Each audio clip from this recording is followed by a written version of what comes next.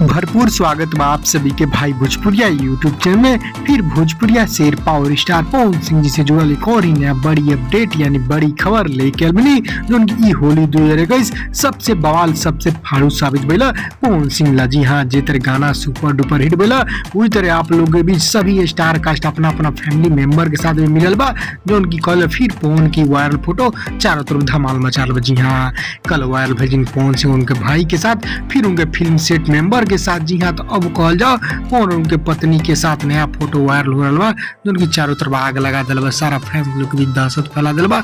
ई होली पर एक नया करतूत जो उनके सामने बा, सारा परिवार साथ सारा फिल्म टीम के साथ अपनी होली सेलिब्रेट के लिए बना पवन सिंह जी अपना सेट पर। जी हाँ, तो सारा को जाने में डिटेल साथ बस पूरा वीडियो अंत तक देखी। उससे पहले एक और रिक्वेस्ट करें आपके, यदि आप भाई भोजपुरिया यूट्यूब चैनल पर नया बनी जुड़े में जरूर सब्सक्राइब करके घंटी ऑन कर दें ताकि इस तरह सभी लेटेस्ट न्यूज सबसे पहले मिली, कोई न्यूज मिस ना हुई। हाँ, तो कहल आपकी 2021 होली पवन सिंह ला जिंदगी के सबसे बेहतरीन होली साबित भले। इस साल गाना भी काफी ब्लॉकबस्टर साबित भले, जितना गाना आयल कम गाना आयल तभी दुरुस्त आयल। जी हाँ, 3-4 गो होली गाना आयल भोजपुरी में वो भी ब्लॉकबस्टर साबित रंग सलरवा और लहंगा लस लस करता लहंगा लस लस करता था।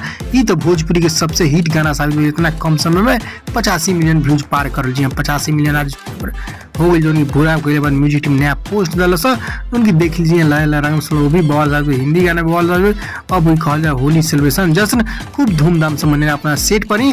वहाँ पे फैमिली मेंबर भी आए, पवन सिंह भाई भी आए और फिल्म टीम के साथ भी सेलिब्रेशन जश्न। जी हाँ, और पवन सिंह से आशीर्वाद और छोटा छोटा स्टार आइले गुंजन सिंह और तमाम पिछला रिपोर्ट में बता दिल बनी, आप लोग जाके देख सकता नहीं। जी हाँ, तो आप लोग नया खबर कैसा लगला आप सभी बता दी कमेंट बॉक्स में लिखे हैप्पी होली पवन से भाई भोजपुरिया की तरफ से पवन सिंह जी के हैप्पी होली की हार्दिक शुभकामनाएं भरपूर।